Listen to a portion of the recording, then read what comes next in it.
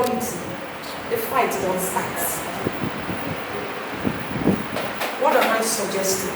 I think, my opinion, is that we should use the word gender mainstream. Because the essence of mainstreaming is what? Equality and equity. When we use that word gender mainstreaming, we know where we are getting to. We know where our final endpoint is. We know that ab initio, we are not struggling with what we know we want to struggle with. I don't know whether you understand what I'm saying.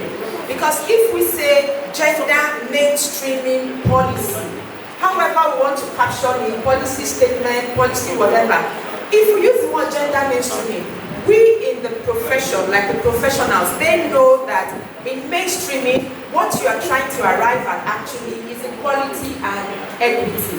But you see, you are approaching it from a silent point to get to the end. Because the process of getting to this point is very, very important. Okay, just so that, I'm coming. Just so that we maximize the time, we have just 30 minutes, and I'm sure by now about 5 minutes will have been gone, leaving us just 5 minutes, and we have not even come to the details of the budget. So just so that we can rush through, I don't know if we have what appear to be two opinions. So I don't know if I will call for support for either of them, unless we have something that is completely different from this view, so that we don't ask each person to speak about what we are already supporting. So we have one view saying we should use gender equality, another view saying we should use gender mainstreaming. So is there Equality and equity. okay, equality and equity. Leaving it the way it is. Sorry, moderator, can I guide this process? This is a very serious section. It's a document. And in academics, well, I don't know you too much, but if you're an academic, title conveys the message. So when you now say equality, mainstreaming, what are we looking? We're looking at gender policy. That's what we are looking. We want to get, even though we have one, this project is going to help us have a more robust, maybe I use the word more robust, gender policy that's all encompassing. Maybe if there are deficiencies in what is already existing, we get something from all our field activities and beef it up. So it should be gender policy for University of Port Harcourt. The date like is usually down to show the year it was produced, and that becomes a modification of what is already existing. So I'm just guiding. Sorry, thank you. Let me just draw attention to something. So while we're making contributions, I quickly looked at what we have in other universities. This is for University of Benin. It's titled Gender Policy. They technically avoided equality or gender policy. Then look at this is University of Port Harcourt, the one that is existing, that is being practiced or operated now, is called Gender Policy 2. Nothing is attached. This is Uniloring Gender Policy, Simplicity. Nothing is added to it. Then I have one of University of Uyo. University of Uyo calls it University of Uyo Gender Policy as well. 4 universities, just gender policy. I don't know if that's guide us. Yes, if I can also guide. Well, this is actually where I'm the director. The gender policy covered, but in Nigeria we have a Nigerian gender policy where all these things were drawn from. But this project is trying to locate a gap. So it's the gap that you will concentrate to before going through what is already existing. If there is a gap, notable, in fact, any gap, that's what we do in research. We always ask what's your contribution to knowledge. That gap is what you're feeling. So let us not also create a situation where we start fighting with our colleagues. Even though you're a lawyer, just here you're a lawyer, when gender issues are being mentioned, you begin to see the indifference in all our people. So let us not create room where they will cut a discipline neck and say, I think you this boy. It becomes his personal problem. We don't want to make it. Let us make it a document that can pass through all processes and all offices. And but if you open it with your content, you will see all the information that you are looking for an art. Okay? Thank you very much. Yeah. All right. Thank you. Okay, thank you. I don't know if move on. Okay, we can move on. Okay, so let's move on. Okay, so yes, we've adopted the title gender, but so we modify what is here. We modify what is here to gender policy. Investor Protocol Gender Policy 2025. Okay, so let's proceed to policy statement. Amma, it seems you were already talking on this policy statement before we informed you that we've not gotten to this point. Do you wish to speak on the policy? I just said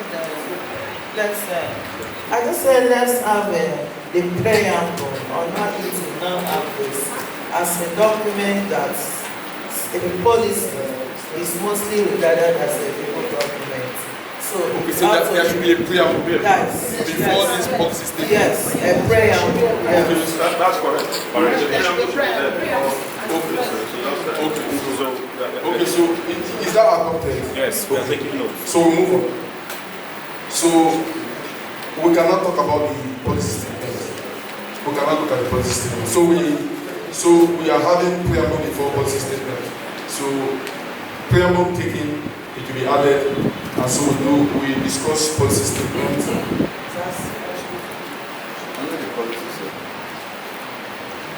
Under the policy statement, in my opinion, I don't think we should just end at that gender, line 3. We should also include, irrespective of age, sexual orientation, and socioeconomic background. We shouldn't just end at gender. Sorry. The issue of sexual orientation, I want us to be very cautious about that. When we were drafting this proposal, I was very emphatic about that. This is Africa, and specifically this is Nigeria. The issue of LGBTQ, we don't want to talk about it. Not minding the fact that it's a tertiary institution. Just like my director said, it's not where they will come and start looking for our necks. Why did you infuse this here? We don't want that. Let's not start that. So the issue of orientation, please, let's not discuss that. Leave it out. Leave that. Leave it out. So age is okay. Other social demographic issues, we can bring them in, but not sexual orientation, please. Thank you. Please, let me just support you.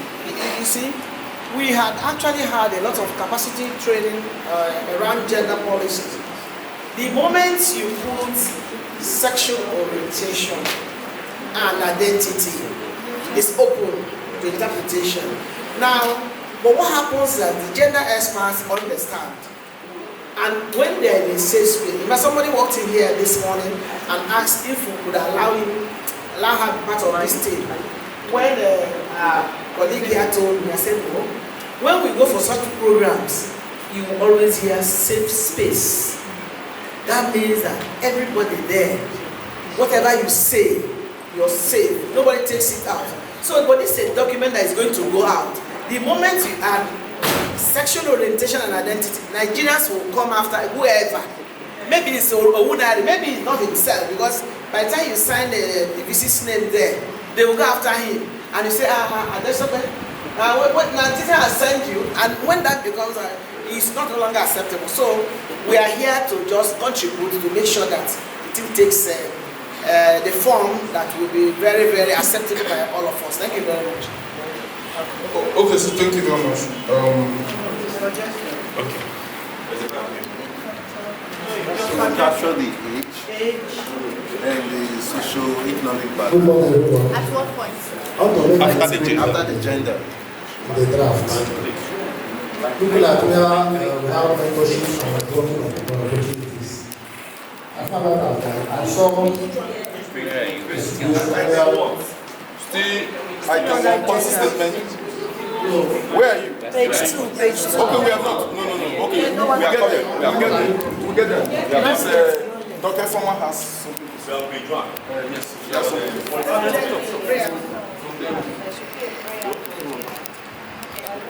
Thank you very much. Good morning, everybody. My name is Dr. Ifoma from Faculty of Law. Please, I did not appreciate what you said about including irrespective of their gender, age. Okay. I did not appreciate it. I don't know whether I got you right or I did not.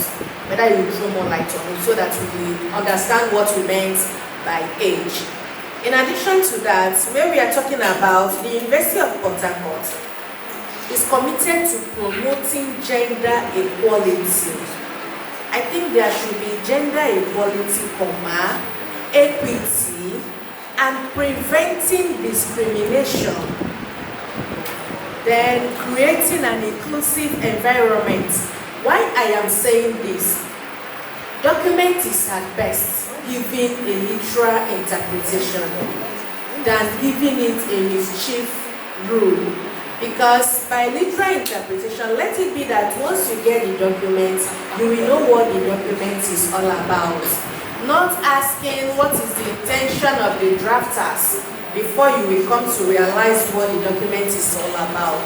In addition to that, I am proposing that in this policy statement, there should be a binding effect of the policy statement on all the faculties, centers, units, staff, and students. There should be a binding proviso. For instance, if you look at the Constitution of Nigeria, at each section 1, sub 3, it provides that this constitution is supreme and binding on all Nigerians. So we should have a binding effect on this policy. Let it not look at something that somebody can choose. Thank you. So what is the binding proviso you are addressing? Yes, sorry. Let me also come in. We want to move at your time so that we can go. But if you have like the input you're going to do, just tell us where we input it and we input it.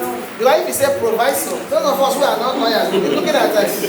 Dr. Ifoma, where are you coming from? Please let us know where you're coming from. Thank you very much. Okay. So add the proviso. Is it all of us are illiterate?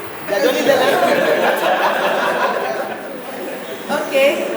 I propose it comes after the last paragraph. University community. That is where it said this policy outlines our commitment to addressing gender disparities and ensuring equal opportunities for all members of the university community. This policy, full stop? Yes, full stop, ma'am. This policy is binding on all faculties, centers, units,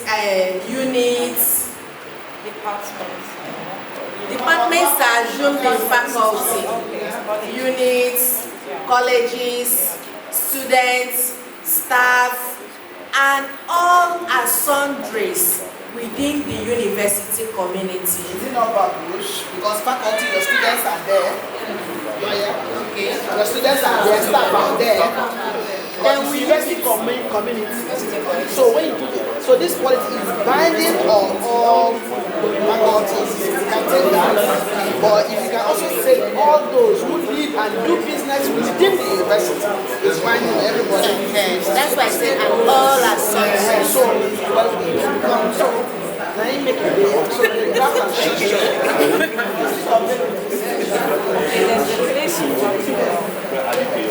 yeah, this adjustment. Yeah, I said gender equality. Can you tell us where we can find this? Prevents gender discrimination and creating an inclusive environment. Okay, can I come in?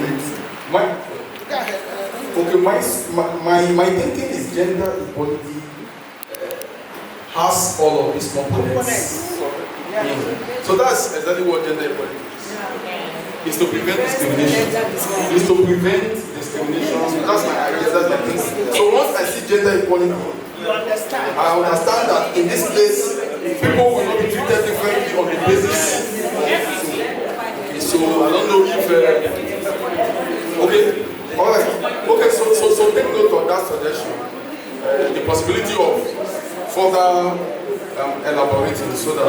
But let me tell you something. In gender discourses, we talk about the goal. The goal of what you are doing is equality.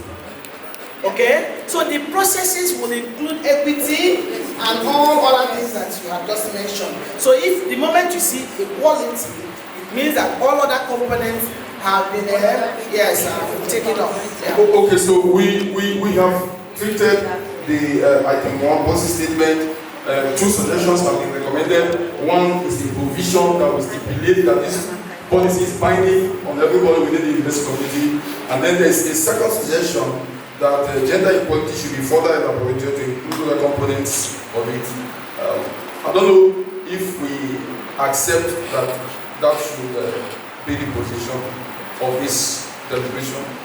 The first suggestion that a provision making this policy binding is not accepted by us. Okay. The second suggestion that this first line should be further elaborated to make provision for other items such as preventing gender discrimination and all of the things suggested by Dr. Ifoma.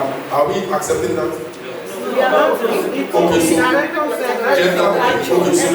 Okay, so let's move on. So we've adopted gender equality as stated here.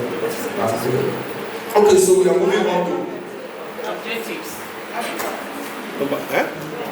You are going to some what?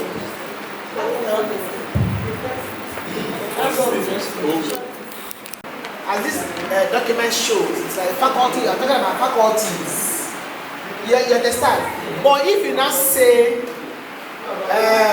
what is it now? Students, faculty, staff.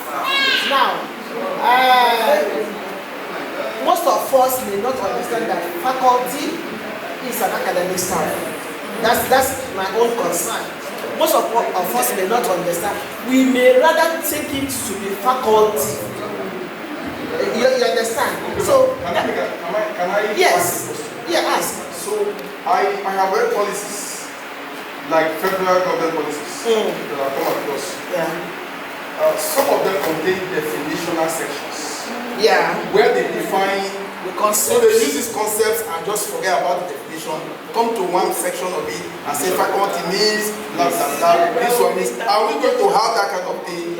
Yes, definition of concepts. Yes. Yes, there's a section like that. So if you give us the permission to put that faculty there, and then say staff encompasses both the teaching and the non-teaching, then and the stakeholders, there's other person, any other person that does business with us. So that can go. That's why I say simple.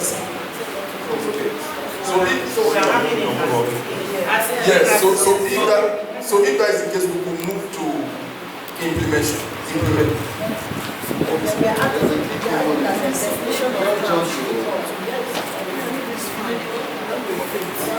From the look of the document, we just jump from scope now to implementation. Something is missing there. We need the key commitments or the key policies stated before implementation. And sometimes in some of these policies, the document that was presented, like the University of Benin, they had the policy, then they had the implementation of that policy. So if you look at this one now, it's missing that key commitment, that is the key policies. What are they? They were not highlighted. We just jumped to implementation. What is missing? I think if you look at this document, I quite agree with you. But look at, for instance, 4.1. If you call the title, yes, leadership and representation, what I see as the first dot and the second dot are ways by which this will be implemented. What do I mean? If you ask for the establishment of quota to ensure a minimum percentage of women in leadership roles in the university, that is an implementation strategy. I'm not saying the same thing. Yes, no, okay, sorry.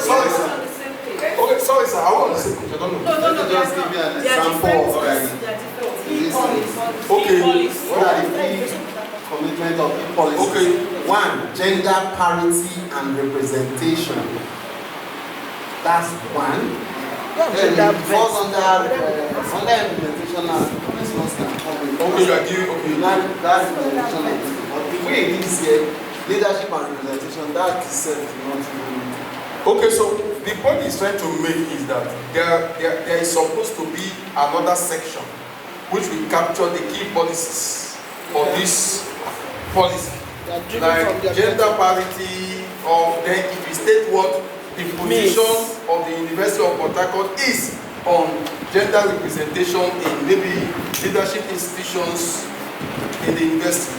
Then before this implementation strategy will now come to tell us what is that is missing. That he saw that in the Benz, but he didn't see it in this one. Did you see it in Uniport only? The existing one. You know, this is a skeleton. Okay. So me, I'm really bothered. I'm bothering myself about number. So how to structure them? Look at how Unipen did this. So if this leadership and representation is 4.1, if it is 4.1, so it will be 4.1 leadership and representation. Then you have 4.1.1. That will be the objective. Then you have 4.1.2 implementation, a strategy for implementation. So how do we do our work? So before they come to 4.1, there must have been a 3.2.1. Yes. So here we have one as policy statement. Okay. We have. Are we still going to have these objectives when we are going to have these objectives? Okay. Are we still going to have these objectives when we are going to won't it be duplication? Depends on how you frame it in the second place when you want to use it. Okay, we should still leave it here. Depends on how you can frame it such a way that you fit into the second place where Implementation is the same content. Implementation of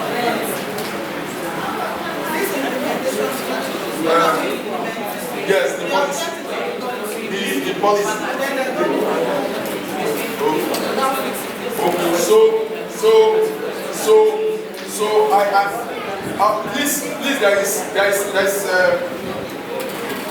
an opinion that we should no longer have, since the objectives are going to be found in the next segment, that we should not retain it as number 2. We should no longer be retained. Should we retain?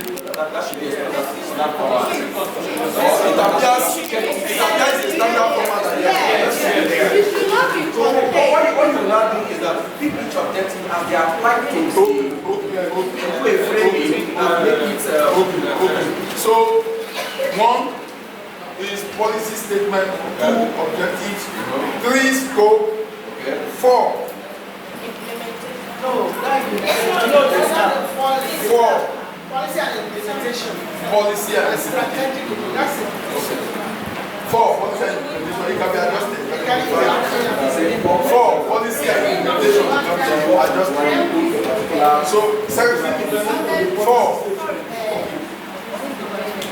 Number 2. Objectives. He said, yeah, he says a standard. He says a standard, it has to be there. And then we just leave it where it applies. At a glance, you should see the objectives. So one policy statement, 2 objectives, 3 scope, 4 policy and implementation. It can be adjusted. I mean, it can be okay. 4. Sorry, I am not with you. Coordinator, remember that preamble. Yes, preamble. Yes. Okay. So you know there's preamble before number 1. No, it's not number. It's in the paragraph. It's close. Okay. So 4 policy and implementation. 4.1 leadership and So why the word aspiring leader? Doesn't mean that God cannot be aspiring to be, should not be mentored.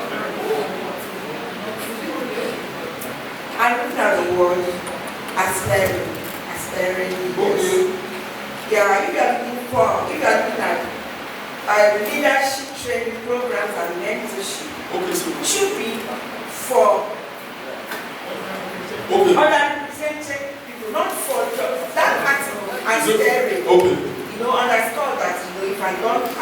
to be, I shouldn't be mentored or participate in training program. Okay, thank you. Okay, stay with the mic first. You guys people see. Okay, so let's do it like this. So that's actually number 2 of the strategy. Let's take the first one. Let's be okay with the first one. Then we'll come to the second one. Are we okay with the first one?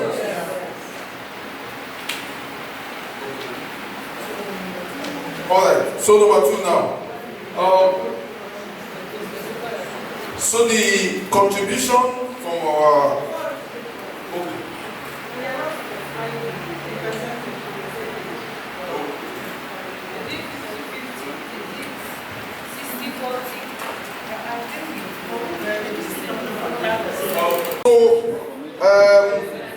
what we are on now is the implementation strategy 1, and I think the core of this is about whether we agree that there should be this mandatory training and sensitization. I think yes, and it appears we have agreed that we should have this as one of the strategies towards realization of the policy on sexual harassment and gender-based violence. So the other details about which institution will drive this sensitization policy, the frequency and all of that, I think to me there are details that should be discussed when we get to the 4.9 or thereabouts, where we're going to talk about so I think we should just move on with this and then talk about the next one. So when we get to the institution, the focal point, the committee that will drive the entire implementation process, we could dwell on the mandate of the center and how other units are going to play different roles and all of that. I don't know if that is accepted, so that we can move on. Very accepted. So that takes us to the next strategy, which is to set up an anonymous reporting system and to provide access to support services for victims. So, what do we say about this? Okay, Prof. You still have? Okay, just an addition. I want to add that let me just... Yes, let's first acknowledge this. So if there's a gap, we add. Yeah. Okay, I said let's consider this second one first. If we agree on it, then... Are you... just add something and then Okay, I was thinking we could finish up with... support services for victims and ensure that perpetrators are brought to book. Yeah. That's the victim. Yes. No, the offender. Yes. Okay, so exactly what is here, then comma, at the end of victims. At the end of these victims, comma. That means the sentence is continuing. And to ensure that perpetrators are brought to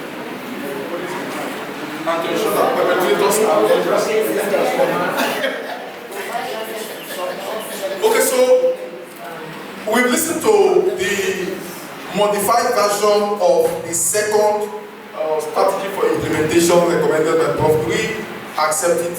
Yes. I think it's good. Accepted. I think it's comprehensive. Yes. Okay, so do we have gap?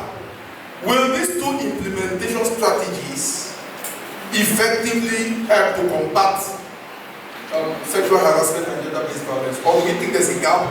Is there an additional strategy we think should be added to make for effective implementation? With respect to implementation strategy, you know what happens to exam and practice committee? You say we need to listen to partnership report. So that we don't get to this point when university will say, when it happens, how long we expect a period for all these what's it called, finding the facts, testing the perpetrator. So that I don't overstay that university now look at that as stale information.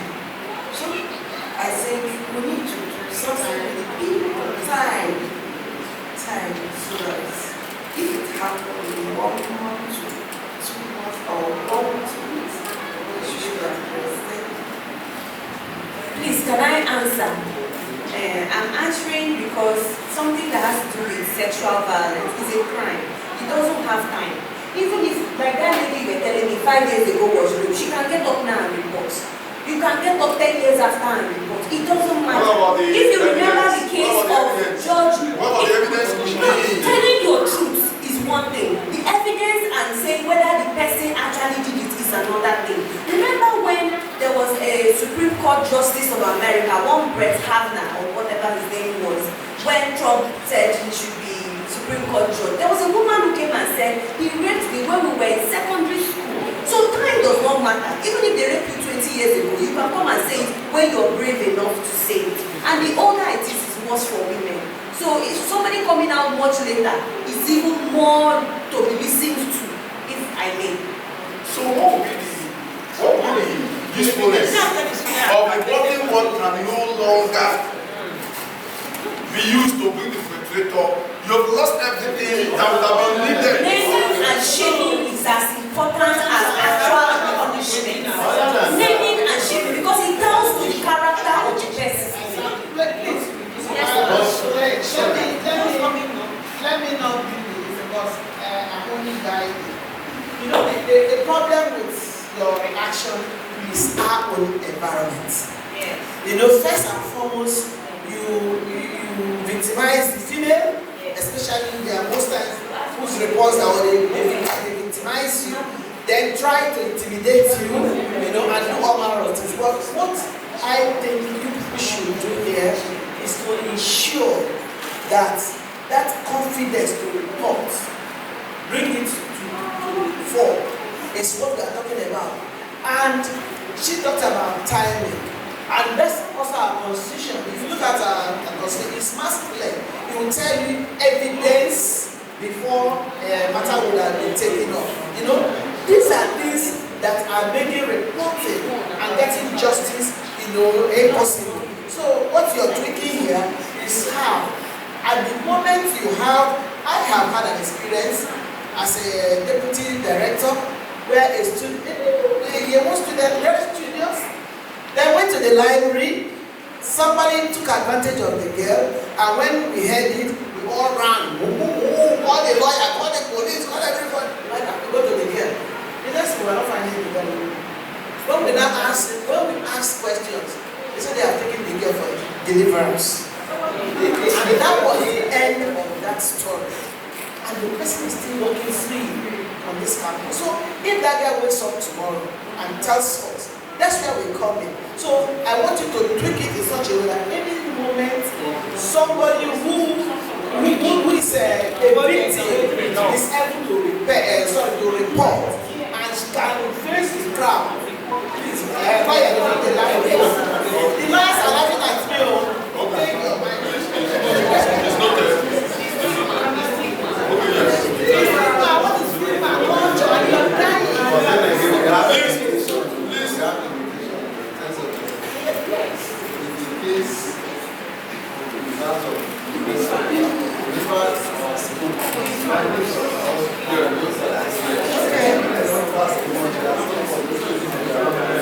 So can I say something, please? Okay.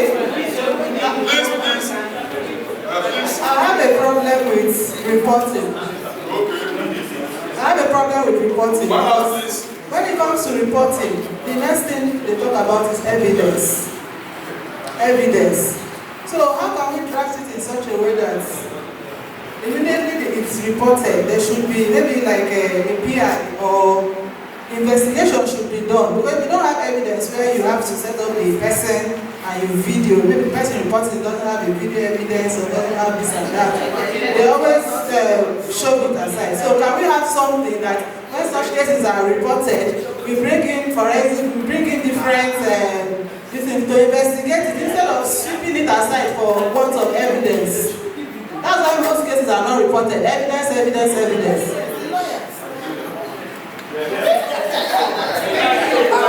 I know that women are advised to go to the nearest clinic for the doctors to check and confirm. And so once there's a certified medical report, for me it's enough evidence. So my worry now is, at what point are we going to incorporate that? Is it during the training, or are we spending it out here, as a different activity, to kind of provide a platform through which the students also will be informed of what they are meant to do once it happens. Because it will happen, and once it happens, don't tell anybody, just run straight to the hospital.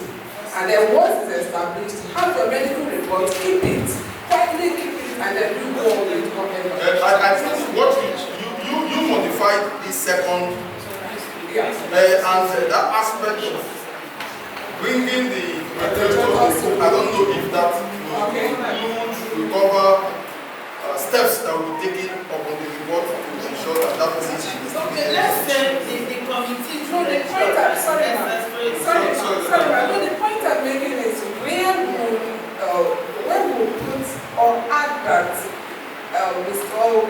guide the victims to know what to do immediately it happens. That's the point I'm making. How would they do it? Is it during the training session?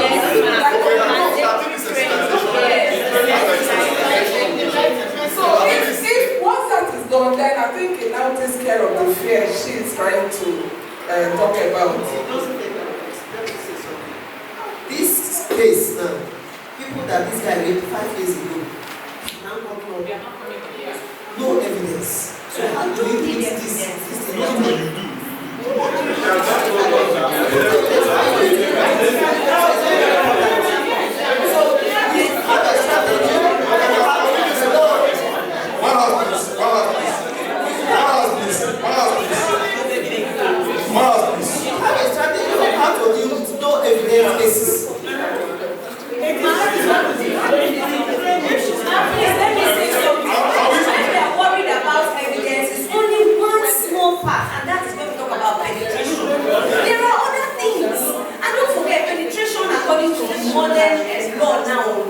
You can penetrate somebody through any hole. If I put this pen in your ear, I have penetrated you. Do you need evidence for that? No. Just let me when we talk about these issues, don't worry too much about evidence. Let it be in paper that you can report.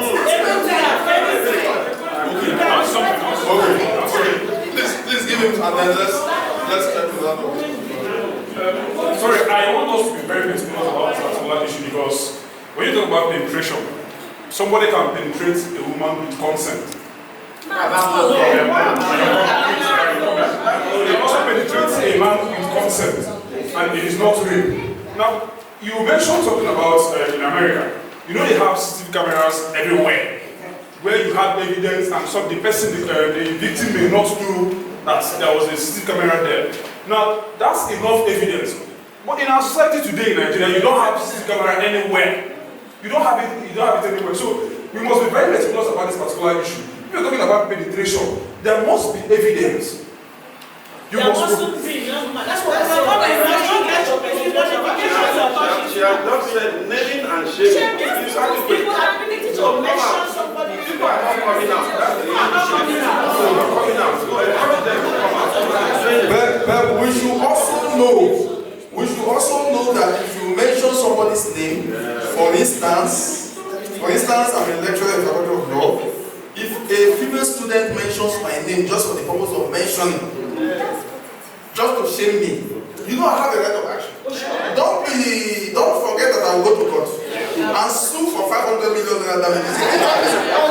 Yes. So we shouldn't encourage people, in my opinion, to just name and shame, and that's all. Let's encourage people because whether we like it or not, the state of the law as it is today is that in those cases that require evidence, if there's no evidence, the person will lose the case. For 100 times the case comes to court, for 100 times the person will lose the case. And of course, the University of Port Harcourt also observes what we call the rule of fair hearing. They cannot they cannot discipline a staff or a person without evidence. So the person will still escape from the University of Port Harcourt and will also escape from the court of the law, and everything will go scot-free. So let us, as much as I agree with my colleague Nengi, that there are other aspects that there will be evidence. At least some lecturers will send you text messages. You you have screenshots of some messages, you have WhatsApp messages, you have videos. Those ones are okay. Those ones can last for, even though it's 10 years, you can always present them. But those ones that you cannot present the evidence after that day or 2, 3, 4 days old, you have to, let's sensitize the students that they must report almost immediately if they expect anything to happen.